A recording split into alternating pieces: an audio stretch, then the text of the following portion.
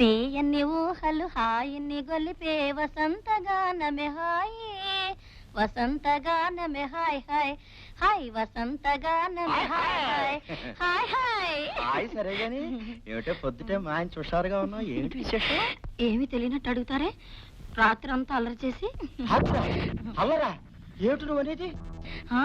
అర్ధరాత్రి డాబా మీదకి వచ్చి మీరు నన్ను నిద్ర లేపి చేశారుగా చిలిపి పనులు. రాత్రి డాబా మీద నిన్నెవరు పడుకోమన్నారే? రాత్రి ఒక్కబోసినట్లుంటే పని పిల్లని నా గదిలో పడుకోమని నేను వెళ్ళి డాబా మీద పడుకున్నా. రాత్రి మీరు వచ్చి జాతర ఊరుకో, నేను రావడం ఏమిటి, జాతర చేయడం ఏమిటి? రాత్రి తెలవాలి నా కారణంతో కాపురం చేస్తాను, నా కొంప మురిగిపోయింది. దేవుడా దేవుడా, ఏమైందండి? ఎందుకు ఎడుతున్నారు? ఏమీ తెలియనట్టు కొట్టద్దండి అయ్యారు, నన్ను కొట్టద్దండి అయ్యారు. మీరే కదండి నన్ను నవ్వులు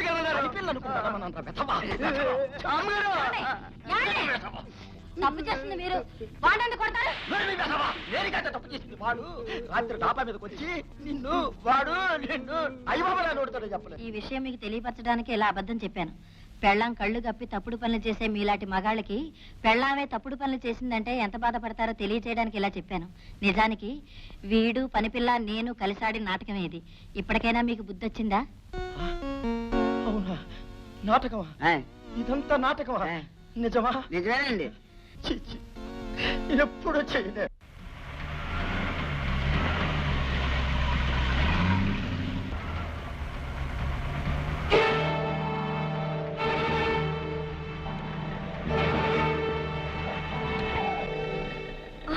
ఏమిటిది?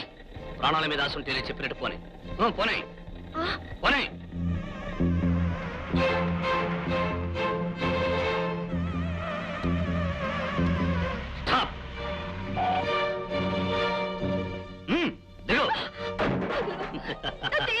ప్రాణానికి ప్రాణం తీయడం, దెబ్బకు దెబ్బ తీయడం నా లక్ష్యం.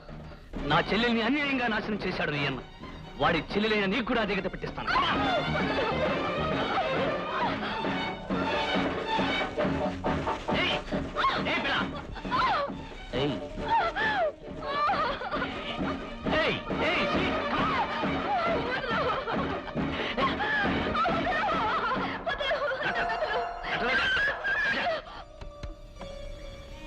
నేను నీ అన్నలాంటి పశువులు మాత్రం కాదు. పోనీ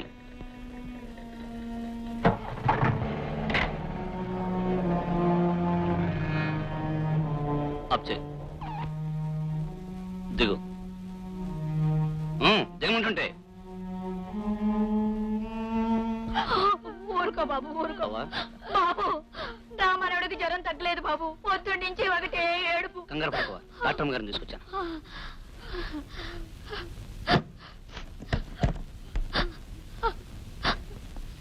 బాబు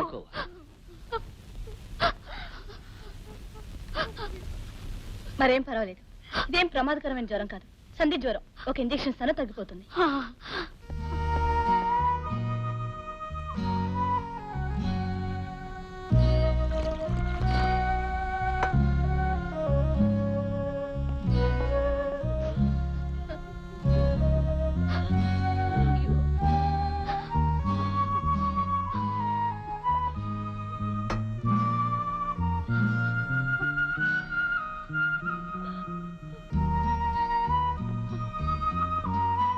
రేపు ఉదయానికల్లా పూర్తిగా తగ్గిపోతుంది.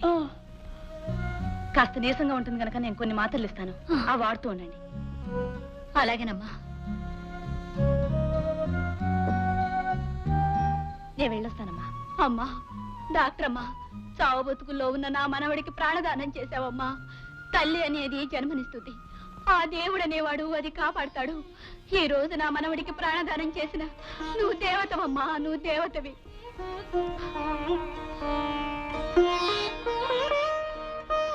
డాక్టర్ రోజా, విన్నారుగా ఎంతమంది మనసారా నిన్ను దేవతని పొగుడుతున్నారు. నీ తండ్రిని దుర్మార్గుడు అని నిందించే మనుషులే నిన్ను దైవం అని అభినందిస్తున్నారు. అందుకే ఆ తండ్రి కూతురుగా కాక, డబ్బుకి వైద్యాన్ని నమ్ముకునే డాక్టరుగా కాక, పేదలకి పాటుపడే ఒక మనసున్న డాక్టర్గా బ్రతకడం నేర్చుకోండి.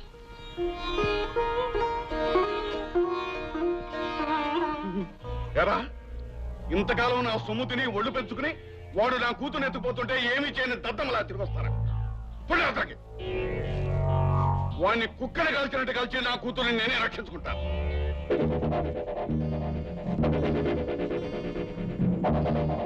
వచ్చేసావమ్మా? వాడు నిన్ను అటకాయించి నీ జీపెక్కి నిన్ను తీసుకువెళ్ళాడనగానే ఏం చేస్తాడోనని కంగారు పడిపోతున్నానమ్మా.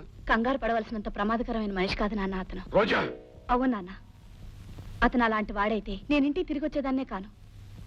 నన్ను ఓ పేదవాళ్ళ ఇంటికి తీసుకెళ్లి చావు బ్రతుకుల్లో ఉన్న ఒక పసిబిడ్డ ప్రాణాలు కాపాడేటట్టు చేశాడు. రోజా! పైగా అతనేమన్నాడో తెలుసా నాన్న? తను శేషగిరి అన్నయ్య లాంటి దుర్మార్గుణ్ణి మాత్రం కాదన్నాడు. నాకది నిజమని కూడా అర్థమైంది.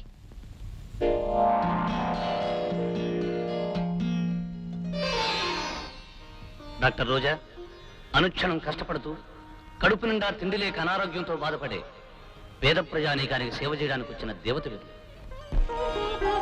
ఆ తండ్రికి కూతురుగా కాక, డబ్బుకి వైద్యాన్ని నమ్ముకునే డాక్టరుగా కాక, పేదలకి పట్టుపడే ఒక మనస్సున్న డాక్టర్గా బ్రతకడం నేర్చుకోండి.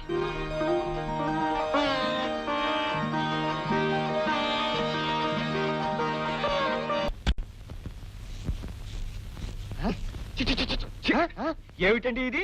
ఏదో ముష్టి వాళ్ళ మహాసభ జరుగుతున్నట్టు పైసా అధికారులు వెళ్ళి వాళ్ళందరూ ఇక్కడ చేరారు. కొంపదీసి అమ్మాయి గారు డబ్బు తీసుకోకుండా వైద్యం చేస్తున్నారా ఏమిటి? పసిపిల్లదైనా తెలియజేస్తుందేమో కానీ నేను వెళ్ళి మందలిస్తాను. ముందు వీళ్ళందరినీ బయటికి తరిమి. మీకేమీ ఇచ్చుకోలేని పేద్దన్నమ్మా. నేను వైద్యం చేసేది మీ ఆరోగ్యం కోసం, కానీ మీరు నాకేదో ఇచ్చుకోవాలని కాదు. వెళ్ళొస్తానమ్మా. మంచిది. నోరు మూయవే ముసల్దా. ఉచితంగా వైద్యం చేయించుకుని నోటితో 2 ముక్కలు చెప్పి వెళ్ళిపోదాం అనుకున్నావా? పోతలకి. ఏమిటి నాన్న ఈ దారుణం? అది కాదమ్మా, నువ్వు చిన్నపిల్లవే, నీకేమీ తెలియదు. ఇలా డబ్బు లేని వాళ్ళకి వైద్యం చేస్తూ పోతే మనకు రాబడే ఉంటుంది.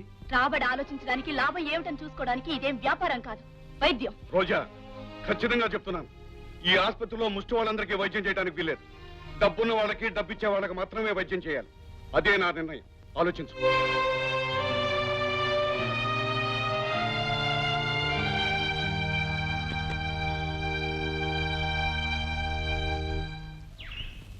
అయ్యారు అయ్యారు, అమ్మాయి గారు పెట్టే బాగా తీసుకుని వెళ్ళిపోతాడు. త్వరగా రండి. రోజా, ఎక్కడికి వెళ్తున్నావు? పట్టణానికి. ఎందుకు? అక్కడ ధర్మాసుపత్రిలో పనిచేయడానికి. సొంత ఆసుపత్రి వదిలేసి ధర్మాసుపత్రిలో పనిచేయాల్సిన కర్మ నీకేం పట్టింది? సొంత ఆసుపత్రిలో నాకు స్వతంత్రం లేదు గనక. నువ్వు వెళ్ళిపోతే ఇక్కడ మన ఆసుపత్రి ఎవరు నడిపిస్తారు? ఆ ఆసుపత్రి నడిపించడానికి కావాల్సింది డాక్టర్లు కాదు, కసాయి వాళ్ళు. రోజా! అవును నాన్న, ఇందాక నా కళ్ళ ముందే నా పేషెంట్ అవమానించావు. అందుకే మానవత్వం లేని ఆసుపత్రిలో పనిచేస్తే నేనిచ్చే మందులు కూడా పనిచేయవని తెలుసుకున్నాను. అయితే ఇదంతా భరత్ గాడి పన్నాగం అన్నమాట. అన్యాయాన్ని సాధించిన మనిషికి నీతిని బోధించే హక్కు ఉంటుంది నాన్న. నాన్ననే విషయం నీ గుర్తుంటే నా పరువును సవాల్ చేస్తూ నువ్వు ఇలా గడప దాటడానికి ప్రయత్నించేదానివి కాదు. మీకు మీ కూతురు కంటే మీ పరువే ఎక్కువ కాబట్టి మీ పరువు మీ దగ్గరే ఉంచి కేవలం డాక్టర్ రోజాగానే ఈ గడప దాటుతున్నాను. రోజా, నువ్వు నన్ను ఎదిరించి సాధించడానికి అన్ని విధాలా సిద్ధమైతే నా ఆస్తికి అనుబంధాన్ని కూడా దూరం అవుతాం. అది ఆలోచించుకో. ఆస్తి లేకపోతే నేను బ్రతకలేననేగా మీరు నన్ను హెచ్చరిస్తున్నారు. ధర్మాసుపత్రిలో ఉచితంగా పనిచేసిన డాక్టర్లకి జీతాలు ఇస్తారు. నా జీవితం గడవడానికి అది చాలు.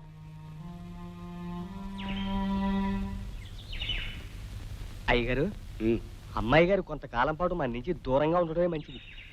ఎందుకంటే తమరిని మాత్రం ఎదిరించే శక్తి ఆ భరత్ గాడి వల్లే వచ్చింది. ఆమె ఇక్కడే ఉంటే ఖచ్చితంగా వాడి మాటలు విని మరింత మారిపోతుంది. అందుకని ప్రస్తుతానికి వెళ్ళటమే మంచిది. భరత్, భరత్! ఏమిట్రా త్యాగు, ఏమైంది? డాక్టర్ అమ్మ వాళ్ళ నాన్నతో గొడవపడి పట్టణం వెళ్ళిపోతుందంట. అలాగా? హే రాముడు భీముడు, పద. హే! హే! హే! రాముడు భీముడు, త్వరగా! డాక్టర్ రోజా, వెళ్ళిపోతున్నారా? అవును. నేను ఈ ఊళ్ళో ఎందుకు ఉండాలి, ఎవరి కోసం ఉండాలి? మీరిచ్చే మందు కోసం, మీరు చేసే వైద్యం కోసం, గుండెల్లో ఆశల్ని, కళ్ళల్లో ప్రాణాల్ని నిలుపుకుని మీ దగ్గరకు వచ్చే పేదవాళ్ళ కోసం ఉండాలి. అవును రోజా, మీ చదువు, మీ శక్తి ఈ ఊరి పేద ప్రజలకు ఉపయోగపడాలి. మీకు ఇక్కడ ఏ లోటు రాకుండా చూసుకునే బాధ్యత నాది. నాతో రండి ప్లీజ్.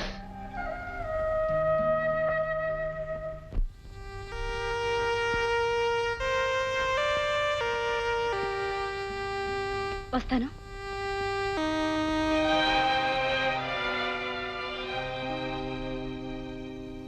రోజా, ఏమిటి నువ్వు చేస్తున్న పని?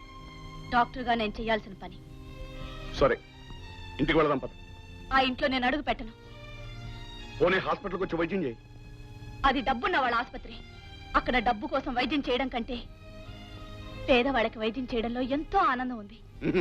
వైద్యంతో పాటు మాటలు కూడా నేర్చావన్నమాట. నిన్ను బలవంతాన్ని ఇచ్చుకెళ్తాను. ఏం చేస్తావో చూస్తాను. ఆగు నాన్న, నేనిప్పుడు మేజర్ని. నా ఇష్టాలు నావి. నన్ను ఆజ్ఞాపించే హక్కు అధికారం మీకు లేదు. పదరాముడు. అయ్యా ఓ చిన్న సలహా. నరవి, మీ ముగ్గురు గోకి గోకి నా చేతులు పుళ్ళైపోయాయి కానీ మీరిచ్చిన సలహా ఒక్కటనే నెరవేరిందా? మళ్ళీ ఈసారి గోకారో మీ ముగ్గురికి గుళికి ఇచ్చేస్తాను. జాగ్రత్త. పదండి. చెల్లియో చెలకో తమకు చేసిన అప్పులు తీర్చిరల్లరు.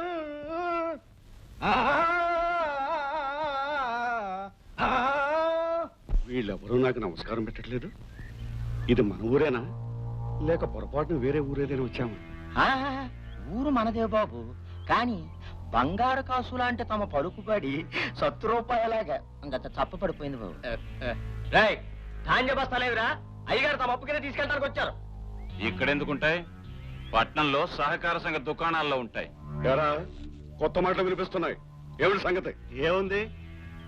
మా పొలంలో మా కష్టం మీద పండించుకున్న ధాన్యాన్ని పట్టణంలో సహకార సంఘానికి అమ్మేశాం. రే, వీళ్ళు మదమే కేడుస్తున్నారు కానీ తోలు దిశ బడి మీద ఏంట్రా? నాగరాజు, ఈ ఊరు నీ బాబుదా, నీ తాతదా, నీ ముత్తాతదా? రేయ్, ఏరా తమను ఎంత మాట అన్నాడండి? నన్ను ఎలా అంటావా?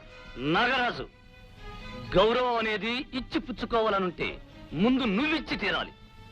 పేదోడైనా పెద్దోడైనా ఎదుటివాడు కూడా మనిషినని గుర్తించాలి. డబ్బు ఆస్తి ఉంది కదా అని బలంతో జులుం చలాయిస్తే పిల్లి కూడా పెద్ద పులే తిరగబడుతుంది. నీ దగ్గర అప్పు తీసుకున్నందుకు వీళ్ళు పండించిన పంటనంతా నీకిచ్చి నష్టపోవాలా? వీళ్ళ కష్టార్జితం గంగపాలు కావాలా? ఈ అన్యాయాన్ని అక్రమాన్ని తరతరాలుగా చేస్తూ పేదల్ని దోస్తూ పైగా ఆనవాయితీ అంటూ వీళ్ళందరినీ నీ చెప్పుల కింద నలిగేటట్లు చేస్తావా? నాగరాజు, నేను వీళ్ళల్లో ఆలోచన లేపి వీళ్ళల్లో అణిగి ఉన్న ధైర్యానికి ఊపిరి పోశాను. వీళ్ళ పంటను పట్నంలో ఎక్కువ ధరకు అమ్ముకునేటట్లు చేశాను. మరి నా అప్పు సంగతి ఏమిటి? వీళ్ళు పట్నంలో అమ్ముకున్న సొమ్ములోంచి న్యాయమైన వడ్డీతోనే ముఖాన కొడతారు. అంతేకాదు, మిగిలిన సొమ్ముతో కడుపు నిండా తింటారు. ఇక మీదట పట్నంలో బ్యాంకుల్లో సరసమైన వడ్డీలకు అప్పు తెచ్చుకుంటారు. నా ఊరొచ్చి నాకెదురొచ్చి నీ మాటతో రైతులందరినీ నీ వాళ్ళుగా చేసుకుని నాకెదురు దెబ్బతీయాలని చూస్తావు కదా? చెప్తాను నీ పని. ఆ నాగరాజు అరుపులకు మీరేమీ భయపడనక్కర్లేదు. చూడరామయ్య, నేను చెప్పేది ఒకటి గుర్తుంచుకోండి. ఈ ఊర్లో దొంగచాటుగా తినమరిగిన కుక్కలు కొన్ని ఉన్నాయి. అవి మురుగుతూ మీదుకొస్తాయి. భయపడి పరిగెత్తారా వెంటబడి కరుస్తాయి. ఆగి ఎదురు తిరిగారా భయంతో తోకలు ముడుస్తాయి. కారణం ఇవి ఊర కుక్కలు గనుక. చాలా కాలం తర్వాత కబురు చేశాను. ఏమిటి సంగతి? నీలాంటి వాడి వల్ల జరగాల్సిన పనులు ఎప్పుడు రావుగా. ఒకడు నాకు తలకాయ నొప్పిగా తయారయ్యాడు. వాడి చీటీ చించేసి నరకానికి పంపించేయాలి. కిరాయి 10,000 అవుతుంది. కిరాయి 10,000 కాదు, అనుకున్న ప్రకారం పని జరిగితే మరో 2,000 ఎక్కువిస్తాను. కానీ నాగరాజు గారు, పని పూర్తి చేయడం, కిరాయి పుచ్చుకోవడం తప్ప మిగతా విషయాలు నాకు అనవసరం. వాడెవడు, ఎక్కడుంటాడు?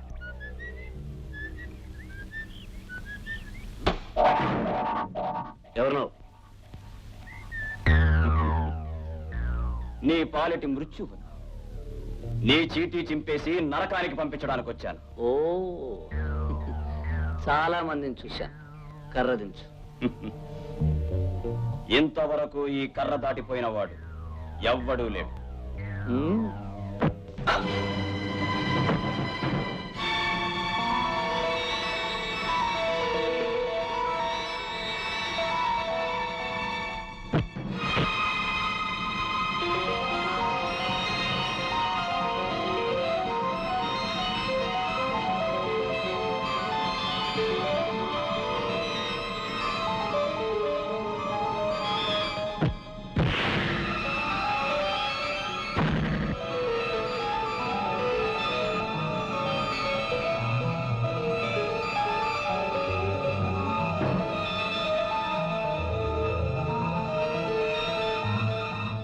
ఆ